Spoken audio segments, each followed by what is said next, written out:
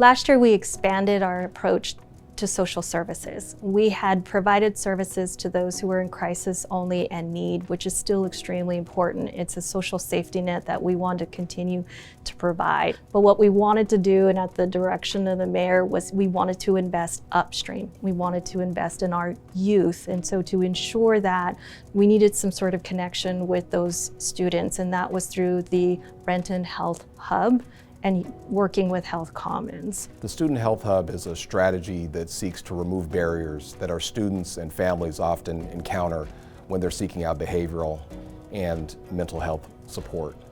And the big thing for us is that we don't believe that anyone's access to these resources and support should be dependent on who they know. So whether that's who the student knows, who the family knows, or who the school counselor knows. You can get a referral for an agency, a community mental health agency, and it will basically assess what your needs might be. Having the student and family prepared that this agency is going to call you really helps services get started faster. There's not as much back and forth. And this work is focused on doing school-based screening and providing brief intervention to students in school settings. We are able to provide behavioral health support such as individual counseling, family counseling, substance abuse, and so it just really leads to a pool of networks that families can really connect with.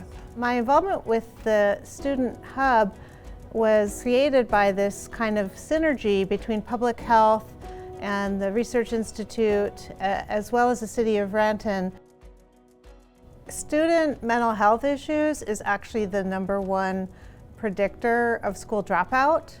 And so students who have mental health issues really face increased odds of a lot of negative outcomes later in life. I think that there's been a lot of changes over time, and with the pandemic, we're seeing a lot more anxiety. A lot of our students are dealing with grief and loss, and also just wanting to improve academics and peer relationships. All HIPAA and FERPA requirements are followed. So these social service organizations are careful on what they give us, but they do verify how many Renton residents are served and how many service units is the city's general fund going towards. But what we're looking for is what can we adapt by way of parks and recreational programming. We do want to make sure we're funding those organizations, again, to ensure access and resource, but we're looking to figure out how we can also, down the road, adapt our other operations and programs to continue to provide holistic and well-rounded support for students.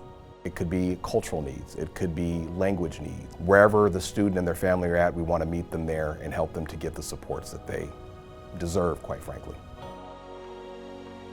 The more we can impact and address these problems early on, we can help youth stay in school, have better lives, and kind of build toward the future. I think that it's a good program, and I think that most of the school districts in the state should be adopting this. It's the reason why I think it's special to live in Renton, is that when there are issues or challenges, we come together and we set aside our egos and we do good work for the people who we serve, and in this case, our students and families.